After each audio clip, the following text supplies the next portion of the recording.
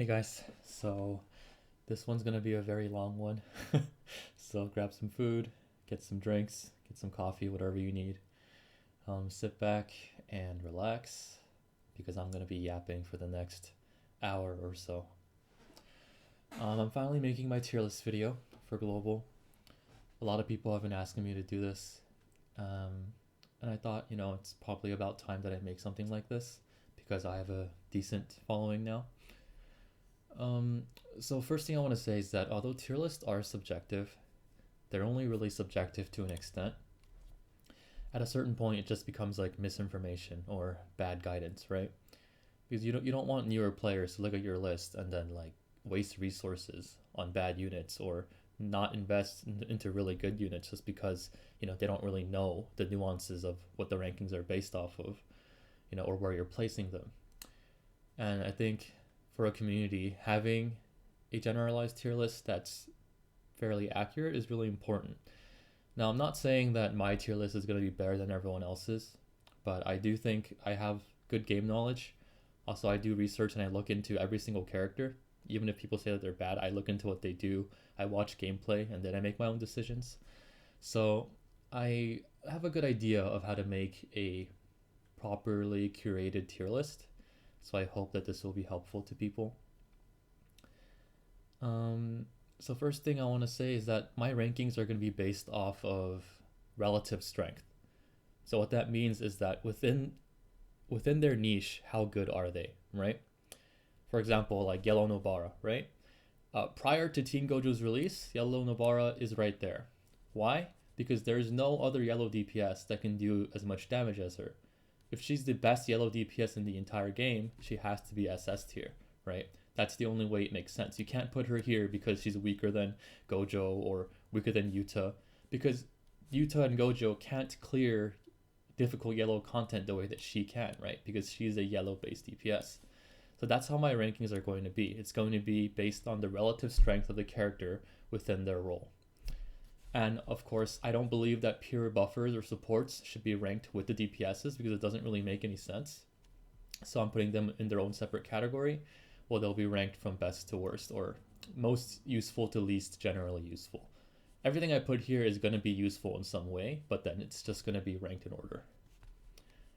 These tiers will also be ranked within an order, but then again, like you can switch around the positions however you want. It doesn't really matter. These are just my opinions, but in terms of where characters fall within these like lettered rankings here, I think that I'm going to try to make my tier list as accurate as possible. So let's begin. First, Maki. Maki before all her buffs is bad. I think she's a bit better with the JP SP system based on what I've seen and her buffs there, but on global she's bad. She has some AoE on her skill 3, she has a single target nuke on her ult, but it's very lacking. It does like no damage. You can make it work, of course. Like if you have A5 Maki, there are like tower floor 30 you can clear with her, There are things that you can do with her still to make her quote unquote useful. But we're comparing her to the other red damage dealers, right? And in general, she definitely falls into C tier here. Toto, same thing. He has some supportive utility, he has some CC with his disruption, but he's not good. A normal buffer is just much better in this slot. Like you're never gonna want Toto instead of SR Nanami, or Toto instead of Toge, or Yaga, or Hanami even. Like you're not gonna want him there for the most part. So he is still pretty bad. Hanami is easily S plus tier. Very useful in a lot of difficult content. The DR that she can provide is really impactful. Also because her buffs did come through and she has that 35 curse energy instead of 40 on her skill 3. That's really big as well. Her passive also gives her 20 curse energy 2 times per battle when she's below a certain amount. And that's huge as well because it lets you get off debuffs pretty consistently. Blue Gojo, still the best, DPS for blue on global. So definitely SS tier. I don't really think I need to talk about that. And then Blue Megumi. Yeah, Blue Megumi is not good on global. He's pretty bad. His damage is really lacking. His stun's not even that good. He's very mid.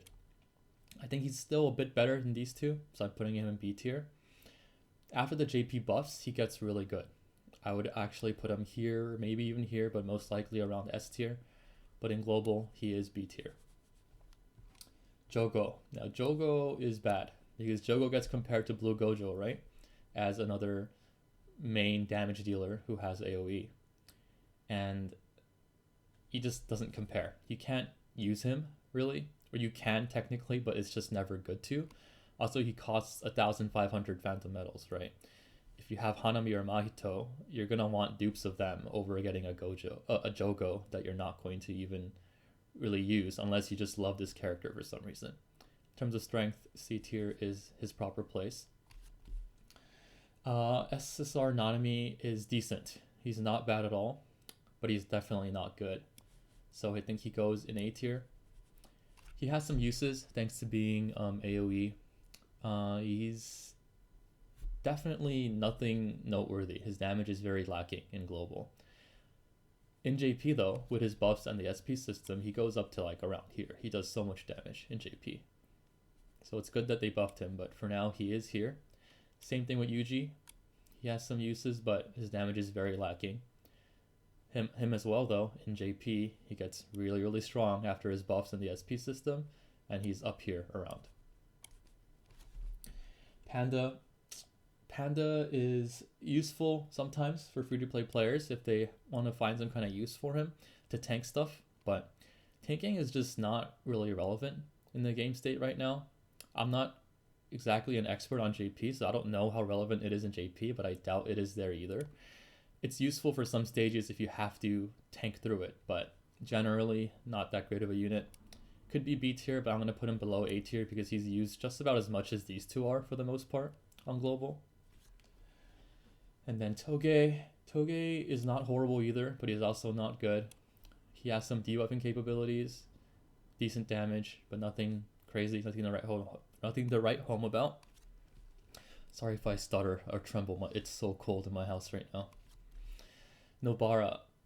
So Nobara was definitely, the best yellow DPS for the first few months, but after Teen Gojo's release, I think she definitely falls down to around S+ tier for global. Of course, she's still really good. You can use her for a lot of the content. She has no trouble clearing if she's very well invested into with high awakening levels. And she's on the standard banner, right? So it's really likely that you'll get a lot of copies of her. She's still strong, just no longer up here because she can't compete with Teen Gojo in terms of raw damage. Junpei. So a lot of people kind of underrate this unit.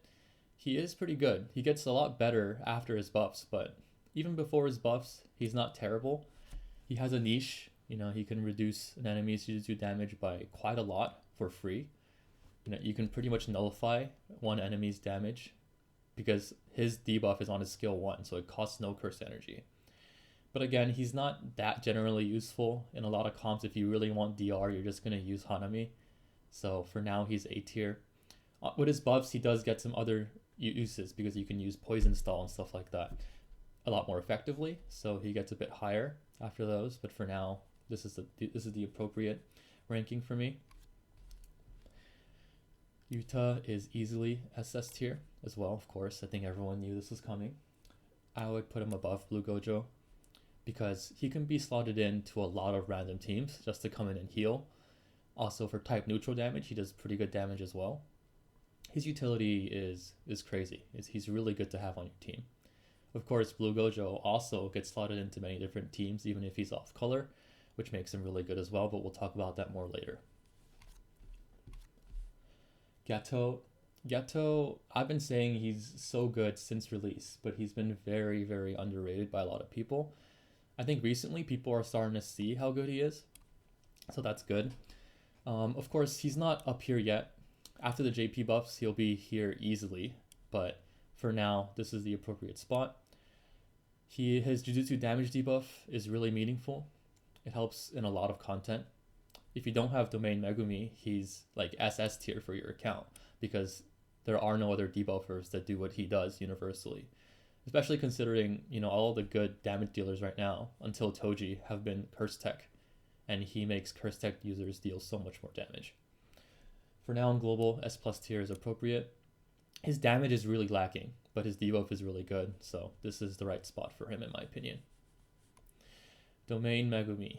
Domain Megumi is number 1 in terms of the most useful unit in the entire game, the most OP unit in the entire game. He essentially activates every single damage dealer by making them all like 3 times stronger minimum. With him, these two become pretty strong. It's really crazy how much stronger he makes your account. The entire reason I actually started my YouTube channel was because I wanted to make videos for tower that didn't use him, because he makes tower so easy. That's why I made videos all the way to tower floor 50 without using him in a single one of the comps, right?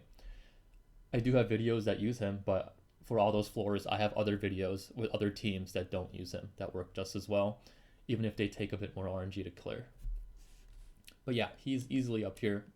People who use him don't realize how hard the game is without him. So if you do use him a lot and everything, I recommend that you try some hard content without him, and you can see how much more difficult it is. Nimble Yuji. Nimble Yuji is good. He's very looked past because everyone skipped him, because we were all recommending to skip him, which makes sense because there are so many good banners that we have to pull for. But he is good if you have him. He does really solid damage, and he's also the best sub DPS to put on a Toji team, because his ult makes enemies take increased taijutsu damage, which makes Toji hit that much harder. So he's pretty solid. Nothing insane, but definitely not bad. So he won't be down here or anything like that. He's really good to have, or good to use, if you do have him on your account. And then Hollow Purple. Hollow Purple, this might be a hot take, but I can justify this very well. He goes below Blue Gojo, in my opinion, on a tier list. Not because he's worse in terms of damage or anything like that. Obviously, his damage is so much higher. In terms of green stages, he is the DPS that you need. He's the one that does the craziest amount of damage. But the reason Blue Gojo is ranked higher is because Blue Gojo can be brought onto teams that aren't blue teams and still be really effective. A lot of the times Blue Gojo is used to clear out side mobs before your main DPS fights the boss, or sometimes even just helps chip the boss down so that your team can then do enough damage to clear, right? There are many examples of this. Like on floor 25, with Nobara main DPS, I use Blue Gojo to clear out the side mobs that take cursed energy and do really annoying things. And he gets to ult twice a lot of the time if you set it up correctly, which is really important because it sets you up for a lot of damage that you otherwise wouldn't have had. HP Gojo on an off-color team isn't usually as effective because he can't get his ult up as fast. Definitely can't ult twice. So there are some caveats to this tier list. Even though he does more damage than Blue Gojo, I would not rate having him as more valuable than having Blue Gojo on your account.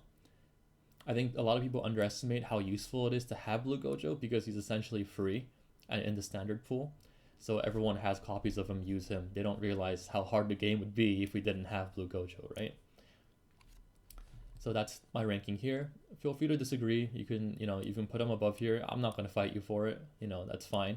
But to me, Blue Gojo is more universally useful than HP Gojo, at least as of now on global. Momo, our first support. So she goes up there, obviously, because she's a support. She's very good. She's very good because she has, utility with ult gauge reduce on her ult. And then she also has break damage on her skill 2. And even her skill 1 makes enemies take a bit more damage with a debuff, so that's pretty cool too. I think a lot of people overrate her skill 3. Like the crit and crit damage, it's not that relevant because if you use that skill, you're missing out on a stack of your skill 2 because her buff is only 2 turns. So she's really good, but she's not necessary at all for any accounts, of course. So even if after the standard update, you don't have her, it's not that big of a deal. SR Nanami is a good replacement for her in most content. So is SR Momo even. She's really not necessary.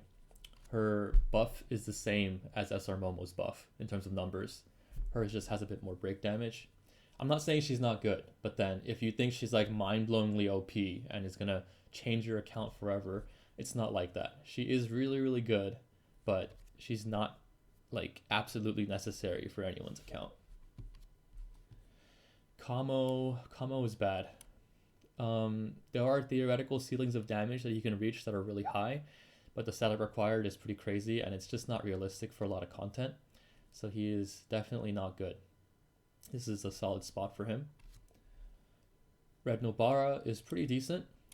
She does pretty decent damage, does some black flashes, decent break.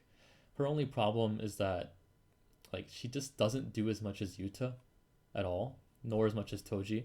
So if you have either of those characters, you're just never gonna use her because usually you're not gonna run two main DPSs on your team. So it's not that she's a bad unit, but her usefulness is limited by the other good characters in her same niche. Yellow Mekamaru, he's just not good. He's very mid, which is a good thing. He's not even mid, he's bad, which is a good thing for us because it allows us to skip and save our cubes, right? Blue Toto, after his buffs on JP, he's decent, but on global, he is awful. He is pretty bad. He's like a tank, but he's just not very useful. Blue Yuji, also very overlooked because everyone just skipped him for the most part, but he is decent. You know, he has some debuffs for blue. He does okay damage. Yeah, some utility. Not great by any means, but not useless. So S tier is pretty good because if you do have him, he will be like decent to slot into a blue team a lot of the time. Mahito is definitely S plus tier. I considered putting him up here, but he doesn't really have that much use outside of tower. Of course, he's very useful in tower, like extremely useful, but he doesn't function that well as a solo DPS, and he just has like a gimmick that nobody else has that makes him so good. But I wouldn't be comfortable putting him up here, to be honest. So I think this is more appropriate at the top of S plus tier. His main strength is that, oh, he has a few actually. So he's able to always do 15% max HP of whatever he's ulting, no matter what. And that's huge, right? Because it means that no matter how much HP the boss has, he's going to do a huge chunk of it every time he ults. So he's good to use as a backup finisher for a fight, or just in stall teams, right? I'm sure if any of you guys have seen my videos, I use him in a lot of stall teams in the like 40 something floors of tower, and he's very good for those. Also, his skill 2 with his dodge, with his mini form, it's really useful, especially if you put a taunt recollection on him. If you guys have seen my chapter 12 extreme videos, there's a comp for extreme 2 where I use him, and it's so useful because he dodges everything on the boss phase. So he's a very good unit, definitely the first priority for any phantom medals that new players get, and then you buy Hanami, and then I recommend you buy a dupe of Mahito, to be honest. Red Panda, also a tank that is pretty bad, pretty useless. I wouldn't really, it's just he has no slot on a red team. There's no reason you'd ever really use him. You could, that doesn't mean he's impossible to use, but it's just no reason to. So in terms of usefulness, definitely C tier. Yellow Nanami, the man who hates me because I tried so hard to pull for him but couldn't get him. But he is extremely good. S plus tier easily, definitely more useful than Nobara in a general sense. He has a really good debuff, really good utility, and also has really good damage if you set it up correctly. In the future, him alongside Tinjo is going to make a really good yellow team for a lot of the content. So keep an eye out for that. I'm praying I pull him during the standard banner update because he's going to be huge for my account. Teen Gojo, I think easily second best unit in the game in terms of usefulness after Domain Megumi. The reason Teen Gojo is so good is because he has utility on his skill 1 and his skill 3, and his skill 3 also does really good damage. And he doesn't leave, right? So he's just everything you kind of want in a Gojo unit. His damage is crazy with the right setup. You can really play around with his kit to do some really interesting things. You can bring him to off color really easily, and he does good damage, plus has good tools to kind of help you with the fight, right? Because he has a damage dealt debuff on his skill 3, he has a taunt on his skill 1, even if it's a bit unreliable. If any of you guys watched my recent Versus event, Extreme 2 video, I usually comp with him and Hanami. By the way, that's a red floor, Extreme 2 difficulty, but Teen Gojo was a solo DPS for it, and it worked out really well. That shows how good he is, right? if he can come into a off-color floor for a Extreme 2 versus event and then clear it with 3 stars, that's really impressive. So he's definitely the best DPS in the game for global, at least so far. Okay, Teen Ghetto. So Teen Ghetto is absolutely insane. He would be up here if it wasn't for the fact that HP Gojo is the only like good green DPS in the game right now. If there were more, if we had Nanami's buffs, SSR Yuji's buffs, he would be up here for sure. No contest, he would be maybe even above HP Gojo in terms of usefulness, because he activates green damage dealers so much, it's insane. The amount of damage you can put out with him is ridiculous. I have a showcase on my channel if you guys want to watch that, where he lets my A0 HP Gojo do 17 million damage with his ult alongside Degumi debuffs, right? So he is crazy. But because HP Gojo is the only real DPS that we have for green that's strong, for global, I think Ghetto is at the top of S plus tier. He does activate Mahito really well too. I do have videos for floors 21 through 24 that use both of them together, and it works really well. So he's still extremely useful, even in global. But once again, these two come up, he's going to be insane. And then there's also SSR Green Maki, SSR Green Megumi, who both come out. And of course, he's going to be the perfect sub DPS to slot in their teams as well. Toji. Toji is extremely good as well. Whether he's better than Yuto or not, kind of debatable, because it really depends on what you're looking at.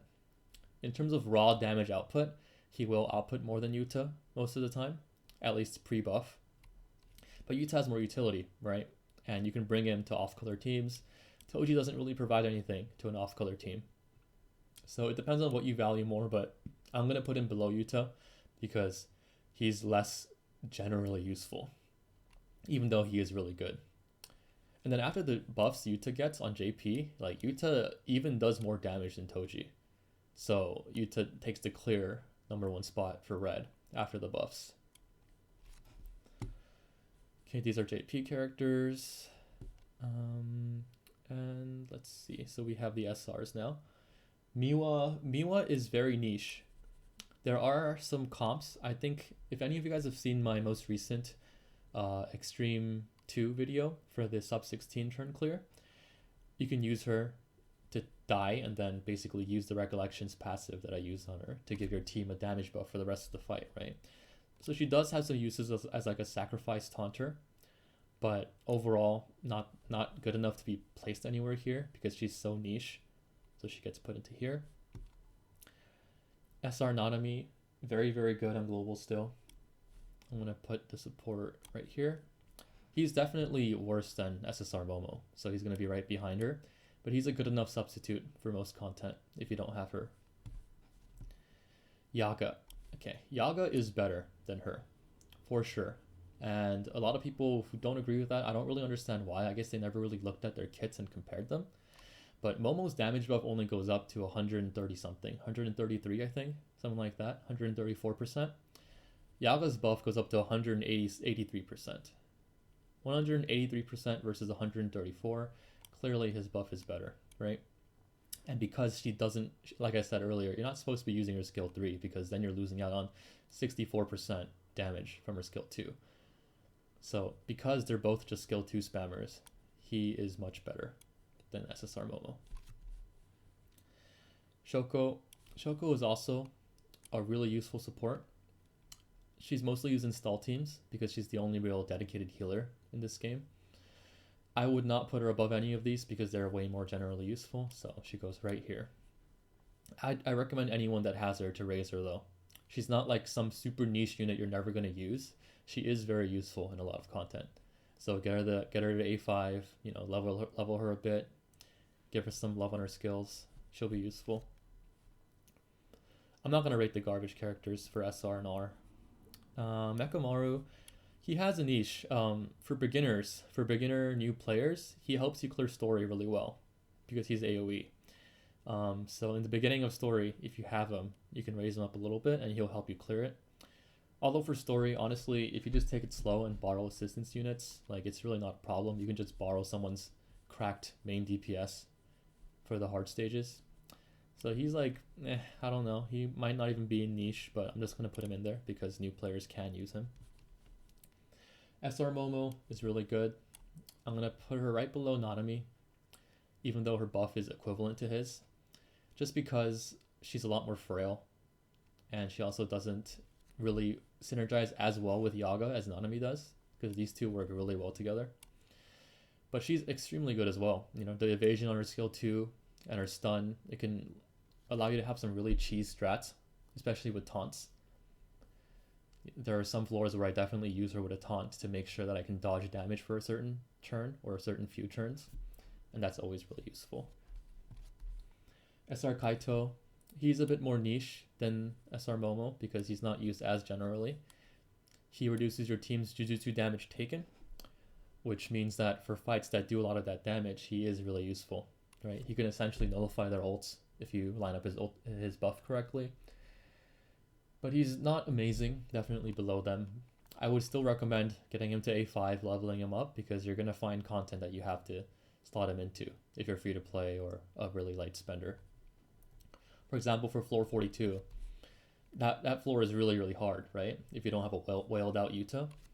And if you don't have Hanami, he's the next best thing. He won't be as good as her, obviously, but he will help your team survive a few turns on that floor. There's also been a Versus event in the past where he's been really useful. So you will find uses for him if you raise him up. This Toge is decent. There isn't too much to say about him, but he is not bad. I'm sure pretty much nobody has him because there's no way anyone pulled on this banner for the JJK 0 event, because this is the banner that didn't have Yuta or Gato on it. So I doubt anyone pulled, but if you have him, yeah, I don't see why you'd use him, but he isn't terrible, so I'm going to put him here. She's also free from the JJK 0 event, and she actually is pretty good. She gets a bit better after her buffs, but she's still pretty good right now if you absolutely want to use her. Not much to say, but she has good break damage, good AoE, so yeah, she's not bad at all. Okay, Toge. Toge is easily, let's put him above Nanami. Yeah. He is, like, no one does what he does, right? And that makes him extremely relevant because no one gives ult gauge the way he does. And there are so many comps that get activated for free-to-play players just by having him. For example, HP Gojo. A lot of times with Pride, he's not going to get his ult up by turn 6. But with like an R Toge sacrifice strat, he does, right? You basically give Gojo and the rest of your team ult gauge, and then you just die on turn 1 using a taunt. And it's sad, but that is his use a lot of the time. He just comes in, gives his team ult gauge, and then just dies. You know, gets to tank a turn and then dies for us. So he's very useful in that niche. He's also useful in stall teams. He doesn't always have to be the one getting killed. Sometimes you can keep him alive and it's not bad either. For example, for floor 45, my strat that has pretty much 0 RNG and works really well, it uses Toge, and he's essential for it to work. R Ichiji, obviously a good unit as well in some situations, but not as useful as any of these characters, so he's at the very bottom of the support class. I don't know if people even know what he does, but he gives your team DR, and his ult has a very interesting gimmick, or not gimmick, but use, where it gives your entire team a bunch of ult gauge.